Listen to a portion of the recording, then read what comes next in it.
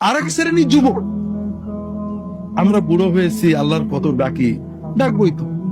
এমন রাত্রে এমনি ঘুম আসে না, ঘুম ভেঙে যায়, কেন একটু তাহাজ্জুদ পড়ে। এখন আর এই সিনেমার ছবি আর মজা লাগে না, চোখেই ভালো দেখা যায় না, কি দেখবো।